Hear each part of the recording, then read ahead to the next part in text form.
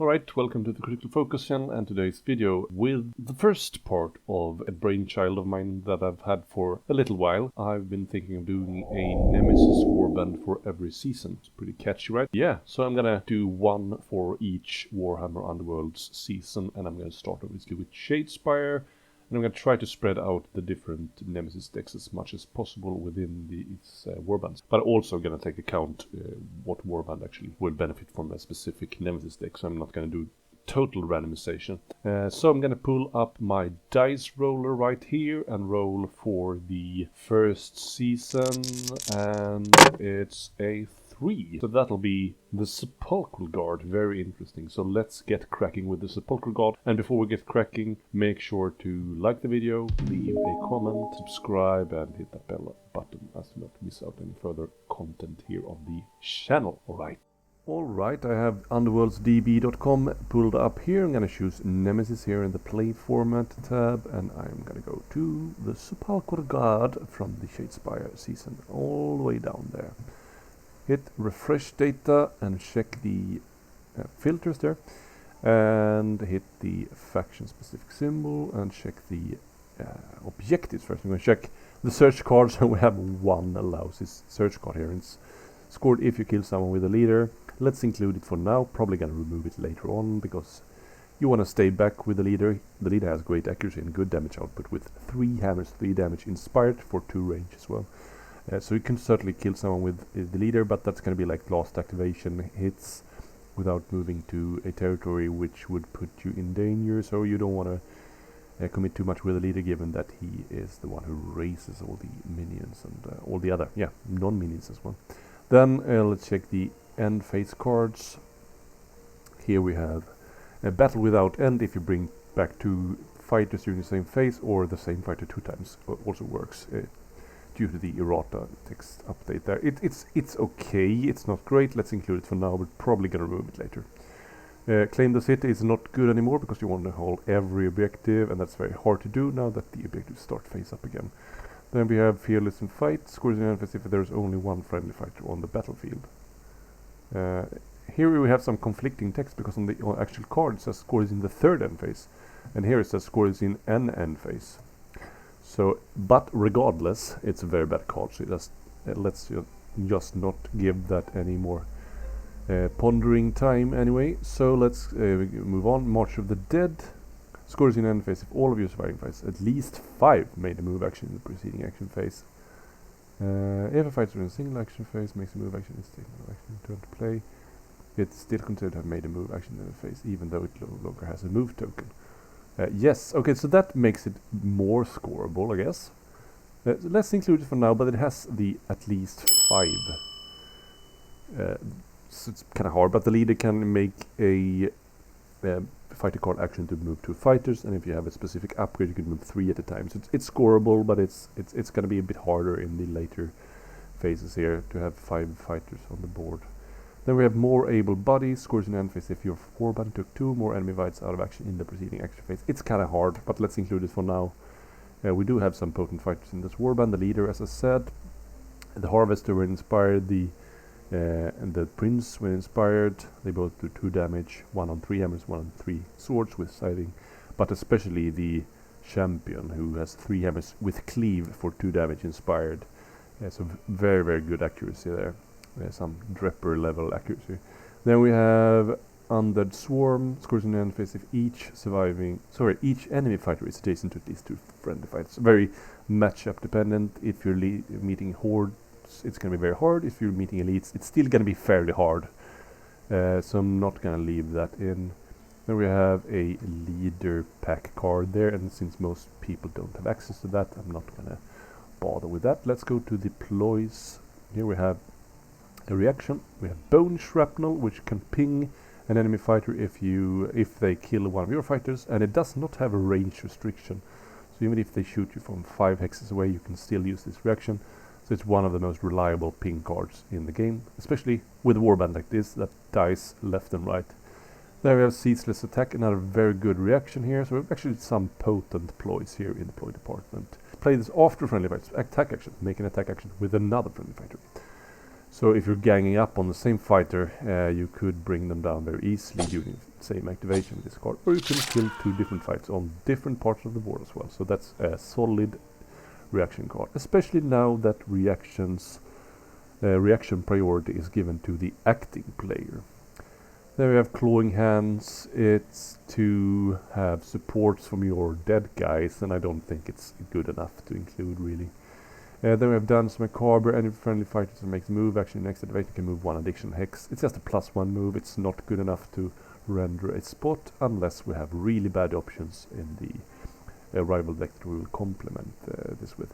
Then we have Grasping Hands. It reduces movement in the next activation for the numbers of friendly fighters that are out of action to a minimum of 0. It's not strong enough. Most of the time an enemy can do something useful except moving anyway, so it's going to be very, very situational, to say the least. Then we have Restless Dead. It's just what it says. Place 1 friendly fighter that's out of action other than the leader on a starting hex in your territory. Give that fighter 1 race counter. So it's a surefire include, especially when you lose the leader. You really want to have this card available.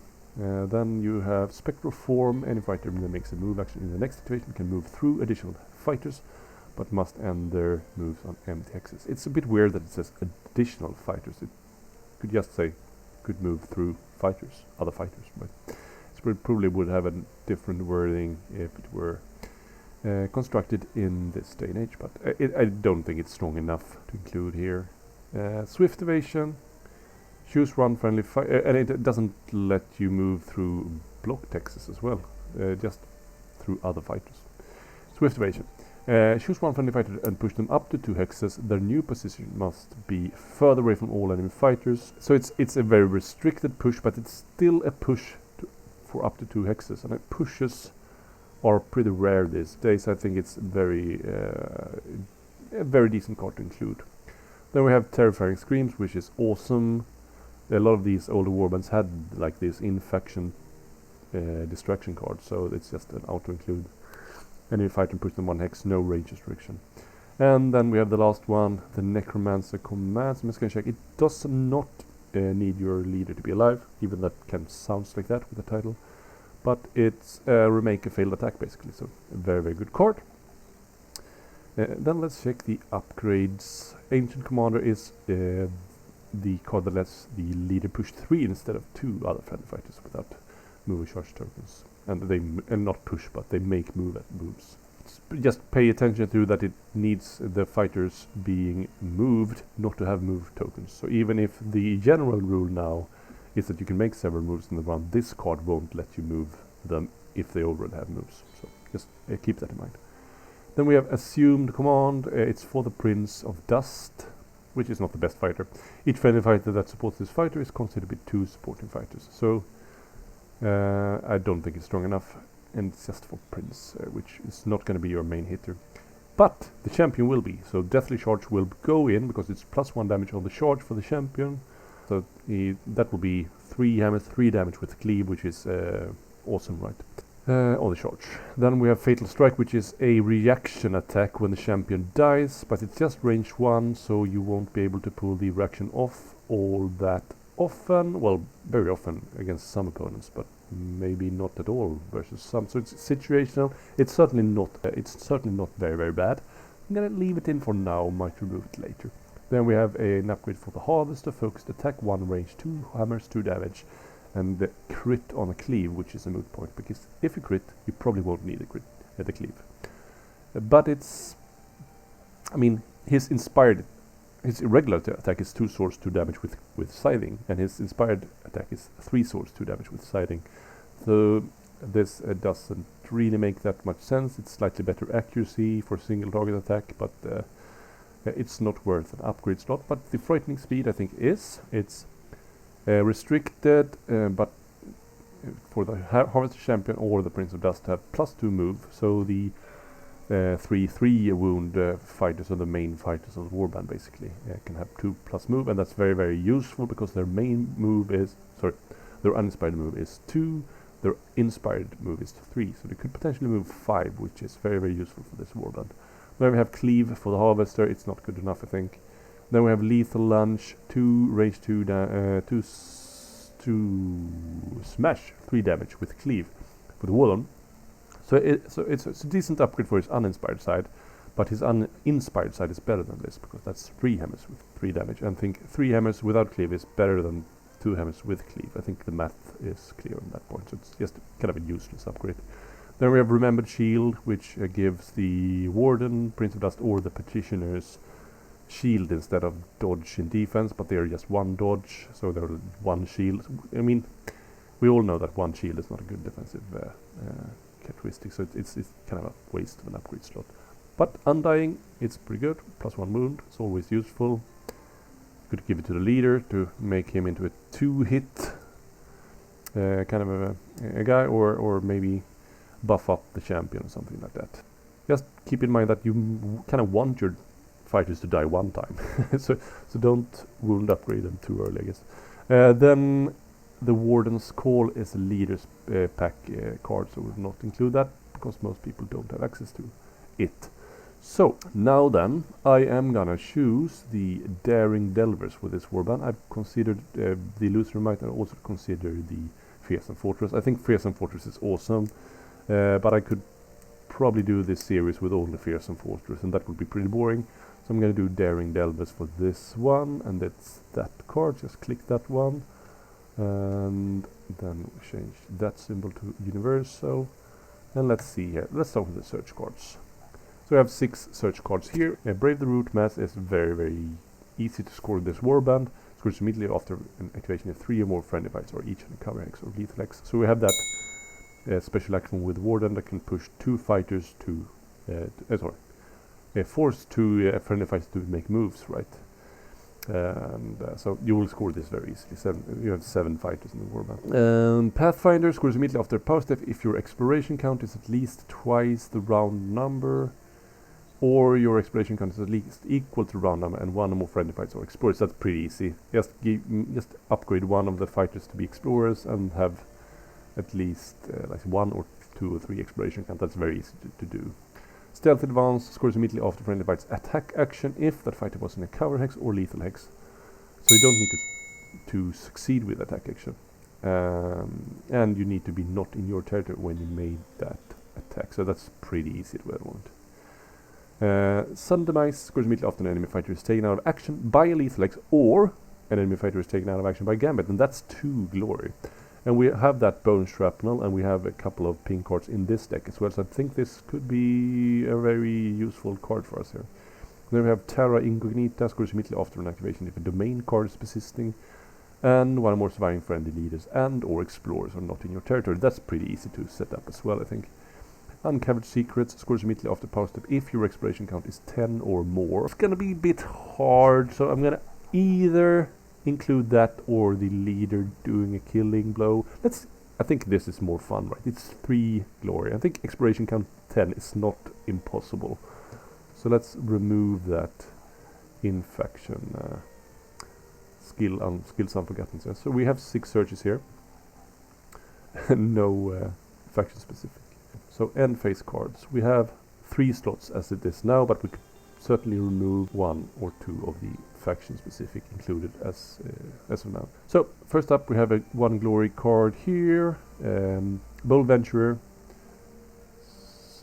scores in end phase if a friendly leader is in a cover hex or lethal hex or on a feature token, and that leader is in enemy territory, so we probably don't want to go forward with the leader, so I'm not going to take that one. And we have Cautious Venture scores in an end phase if 2 or more friendly surviving fighters are in enemy territory and your exploration count is 3 or more. That's pretty easy to set up. You could do that with 1 activation with the leader to push them into enemy territory. Claim Guardians scores in an end phase if 2 or more surviving fighters are each holding an objective and your exploration count is 5 or more. Probably fairly easy. We have 7 fighters standing on 2 objectives, should be doable, and exploration count 5 is very feasible. Fearless Explorer scores in an end phase if 2 or more domain cards are in your power discard pile or your exploration count is 5 or more. Pretty easy as well. So I think probably one of the own faction card is gonna go here. It's just 1 glory though. So then we have Sleepless Self scores in end phase if each enemy fighter is within 2 hex of 1 or more friendly fighters.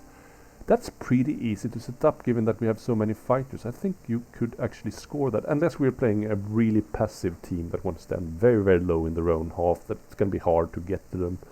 But I think for 2 glory it's worth taking. We have survivalist scores in end phase if each friendly fighter has 1 or more upgrades and or is in a cover hex or in a feature token. That's pretty hard with so many fighters. We're going to leave that one out.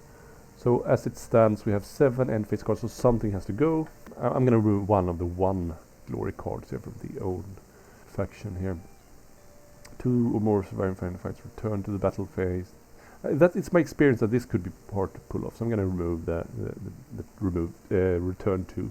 Because if you have a slow passive start, that's not going to happen, and you want to have cards that can be scored in every round, basically.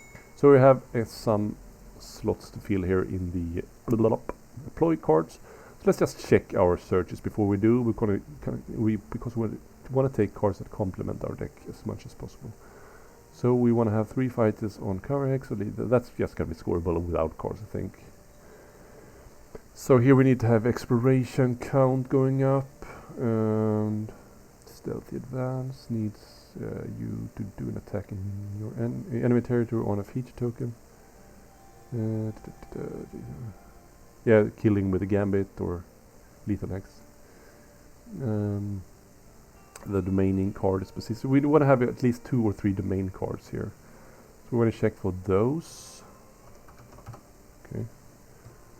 So we have here, if there are ping cards here as well. Let's see here, ping. Okay, so this is, you don't actually need to have 2 domain cards in this card, but because the second condition can be true as well. Your exploration count is 5 or more. So you don't want to stare blindly at the domain cards. So let's just not bother with that.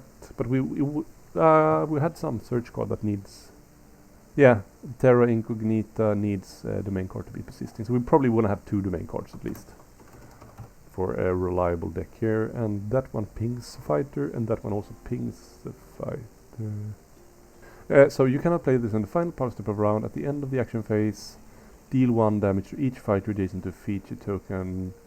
This effect persists until the end of the phase or until another domain gambit is played. So it deals damage to fighters adjacent to feature tokens, but not on a feature token.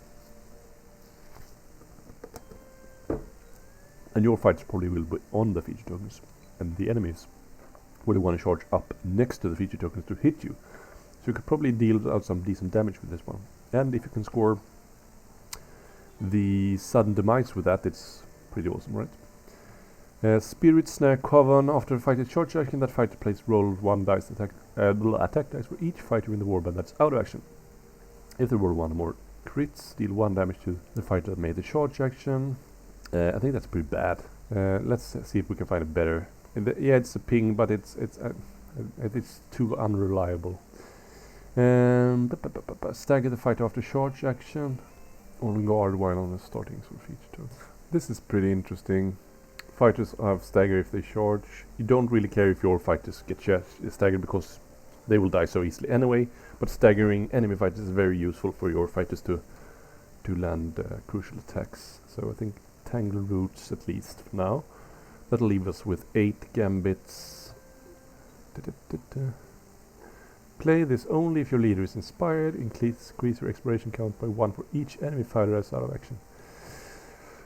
It's good to increase the exploration count. It's not going to be reliable very early though. So it might just be that card that you hold on for too long on. Then we have Flame Wisp. Choose 1 friendly fighter and 1 enemy fighter within 3 hexes of that fighter and visible to that fighter. Roll 2 magic dice or 3 if they show the fighter. If you roll 2 or more matching symbols. That's very unreliable ping damage as well. Quick Roots.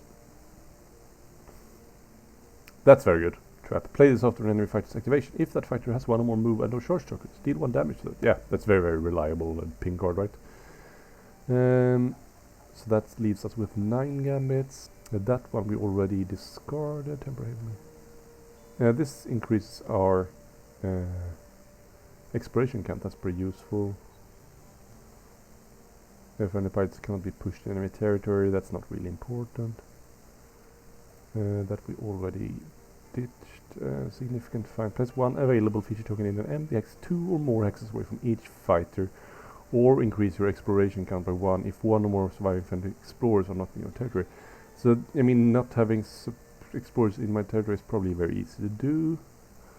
Let's just click that one for now.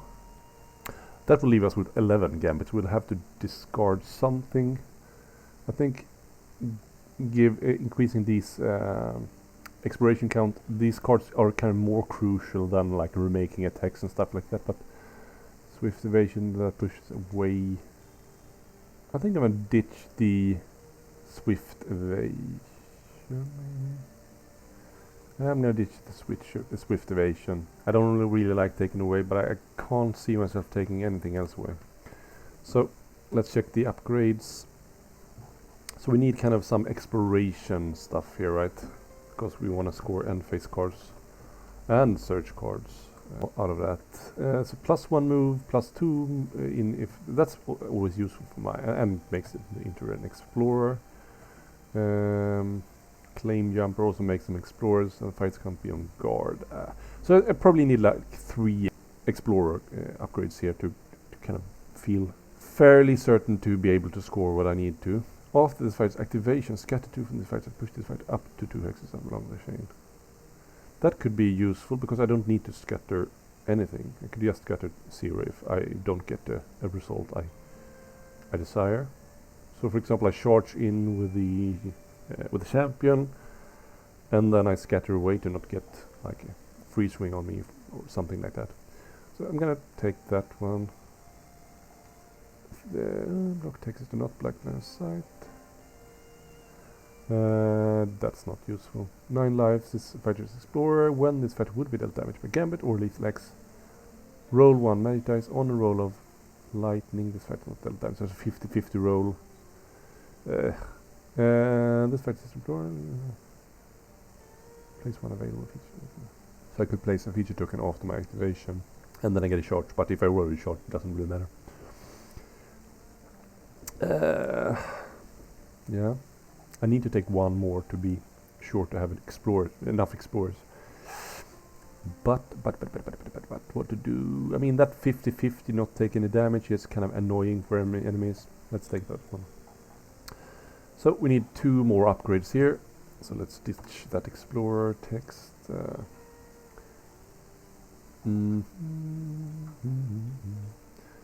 That's +1 move for the leader. It's not really useful. Okay, each other friendly fight's move characteristic is equal to this fighter's move. That's pretty awesome, actually. But it also kind of negates the +2 move from fighting speed. So if you have that +2 move on, say, the inspired champion, so he's 5 move, and then you get the +1 move on the leader to potentially have 3 or 4 move, it would actually nerf that fighter's. Yeah, kind of dubious there. It's very good to get everyone's move up, though. Enshrouded Shot. This fighter can only make this attack token while on a feature token. That's easy enough to set up, I guess. 4 range 2 hammers with Grievous. I think Grievous on 2 dice is not really useful. Final say, after gambit display that chooses 1 or more friendly fighters, give this fighter 1 charge token and break the score. When you do this, that gambit is not resolved. No. Very situational. Plundered Knowledge. After this fighter's activation, in which its attack action took an enemy target out of action, pick 1. Increase your exploration count by 2 or draw 2 power cards. I'm gonna put that like on the champion and make him go to town and see my exploration count get through the roof, right? Is that 10? I need 1 more card. Let's check that last one. I've already checked this because it's an explorer card. This fighter's an explorer. Of this fighter's activation, place 1 available feature token within 1 hex of this fighter. Yeah, within 1 hex of this fighter, so that could also be under him. So that could also increase my exploration count. So that's also pretty useful. So that's, I think this looks pretty decent, right? So let's check, back check here. So, searches, we have Bravery Root Mace to have 3 fighters on cover, lethal or feature tokens. Very easy for this warband to do, given the high body count and the move 2 at once or even 3 at once. And then we have exploration count being equal to the round number and having one explorer, or having double exploration count. That's a round number without explorers. Then we have doing an attack action not in my territory while being on a cover hex, lethal hex, or feature tokens are very easy to do, right? And I have 2 glory search for sudden demise when an enemy fighter is taken out of action by a lethal hex, or an enemy fighter is taken out of action by a gambit. And since we have the bone shrapnel, we have the grasping root grave, the crick roots, so that could certainly be scored, right? So 3 gambits to help us achieve this thing, right? And you could just push him into lethal X as well. So that's kind of the off chance there. Then we have the Terra Incognita, which means that a Bane card is persisting and one or more surviving friendly leaders or explorers are not in your territory. Yeah, that seems pretty easy. Now we have 3 Explorer cards. And Uncovered Secrets, which is scored immediately after power step if your exploration count is 10 or more. So that's obviously not going to be scored anytime soon, but it could certainly be scoreable later in later rounds. March of the Dead. Score is an end phase if all of your surviving fighters made a move action in the preceding action phase. At least 5, so this is hard card. So this is kind of like the last pick of the end phase cards. But as the errata text reads, or not, the Q&A text really, that even if a fighter makes a move action and then dies and returns and does not have a move action at the end of the action phase, it still counts towards this card. So as long as you can keep raising fighters, you could score this card. It's going to be probably the hardest card of the bunch to score, but then we have more able bodies to kill 2 enemy fights in the same action phase. That's very hard, but we don't have a lot to choose from here, to be fair. So these 2 in-faction cards are probably the hardest here. Then we have Cautious Venture. They score in enemy phase if 2 more friendly fighters are in enemy territory and your exploration count is 3 or more. So that's 2 glory, 2 fairly easy glory, to be fair. Yeah, Claim Guardians, 2 more surviving friendly fights are each holding an objective. This should be very scoreable. And you have exploration count 5, so that's maybe it's gonna be borderline hard in the first round. Certainly very scoreable in a second and third. Fearless Explorers, 2 more domain cards are in your power discard wall, or your exploration count is 5 or more. So second condition is pretty easy. It's just 1 glory though. Then the last one, 2 glory for Sleepless Sentries, scored in end phase if each enemy fighter is within 2x of 1 or more friendly fighters. And given how many fighters we have, you should be able to swarm the battlefield enough to make sure this condition is met. Bone Shrapnel pings a fighter that kills one of your guys. No range restriction. Ceaseless Attack lets you make an attack after another fighter makes an attack. So you could really sequence kill someone there, or potentially kill 2 fighters on totally different places on the board, given that you have fights that have eligible attacks. Restless Dead just raises a guy. You don't need to have the leader alive to do it. Terrifying Scream pushes an enemy fighter, no range restriction, awesome card. Necromancer Commands, you can make a failed attack again, awesome reaction. And Domain Grasping Root, which means that at the end of action phase, each fighter adjacent to feature tokens take 1 damage. Your fights as well, but you are less concerned with your own fights, given that they are so easy to kill. It's gonna hurt your opponent more than you in most cases. And it also counts towards the Blood Up Randomize, right, which I already talked about. Quick Roots deals 1 damage after an enemy fighter's activation if they have 1 more move or charge tokens. Very, very reliable ping card. Also counts towards that Randomize. Significant Find plays 1 available feature token in an empty hex, 2 or more hexes from each fighter. Or increase your exploration count by 1 if 1 or more surviving explorers are not in your territory. So you could always use some of the 2 options here. And increasing your exploration count is always useful. And you also increase your exploration count when you place a feature token. So both things will raise your exploration count.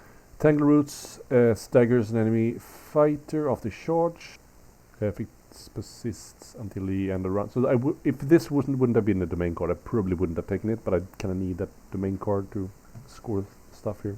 Then we have the Temporary Haven. You place an available feature token in a hex occupied by a friendly fighter not in your territory, or increase your exploration count by 1. So same here. if for every friendly fighter on a feature token not in your territory. So one of the options will probably always be available to you. Then we have the upgrades, Undying, +1 move, nothing much to say there, always useful. Then we have all-terrain gear, +1 move, +2 if you have a domain gambit persisting. +1 move is very useful for this warband, but I wouldn't take it if it wasn't for the explorer keyword there, obviously, which we kind of need. Then we have the dowsing limb, also explorer keyword, and you can scatter after the fight's activated, push up to 2. Very important there, up to 2. You don't have to push if you don't get the result you want. 9 lives lets you have a 50-50 roll of not taking damage after you take damage by gambit or a lethal hex. It's pretty situational, but we have the explorer keyword there as well. It's not very good otherwise. Then we have the plundered knowledge reaction after this fight's activation, in which it attack token and adjacent target out of action. Increase your exploration count by 2 or draw 2 power cards. So that's going to go on the champion in most cases, and you might actually get 2 or 3 reactions out of this card. Prospector also makes you an explorer, and you can, after you activate, place 1 available feature tokens within 1 hex of this fighter, and then you give them a charge token. So you don't want to do that unless you've charged, probably, unless you really need that feature token. And the Asian commander choose 3 other fighters instead of 2, which is his regular fighter card action, and you make moves with all of those. This does not allow a fighter to move twice in a phase. Deathly Charge, this fight's attack action with a range of 1 or 2 have +1 damage in a phase in which they made a charge action. And then we have Fatal Strike. Yeah, the Deathly Charge is for the champion. So he's going to be 3 hammer, 3 damage with cleave on the charge. And then we have the reaction attack with the champion as well. And the +2 move to either the Harvest of the Champion or the Prince. So they could potentially be 5 move inspired. So I mean, it's not the most awesome deck in the book that's going to win you all the tournaments, but it should work fairly well. You should be able to score like at least 12, 13, 14 reliable glory with this deck, and occasionally way more. Pretty good amount of total glory here with 19 glory. That's probably above most decks. I think most decks kind of hover around 14, 15, 16, somewhere there. I like that we at least included some of our own cards here. We didn't just take the rival deck as it was, and I think it's better for it, especially with a bone shrapnel towards the randomize, for example. So yeah. Let me know if you try out this deck. How did it work for you? Do you want to do any tweaks? And let me hear in the comments what you would have changed. This is not me doing, as I said, the most optimal Shade Glass winning warband. I've never played in a tournament. I've never won any Shade Glass, but I have some decent experience with the game as a casual player. So I have a fairly good idea of how to build deck. But I might have overseen several things, and I would like for you to point them out so we can have a friendly little discussion about such things, because we always learn from each other, right? If we are open to such things. So if you've enjoyed this one, make sure to like it, leave a comment, hit the bell button and the subscribe button as well, and I'll see you next time. Take care, bye.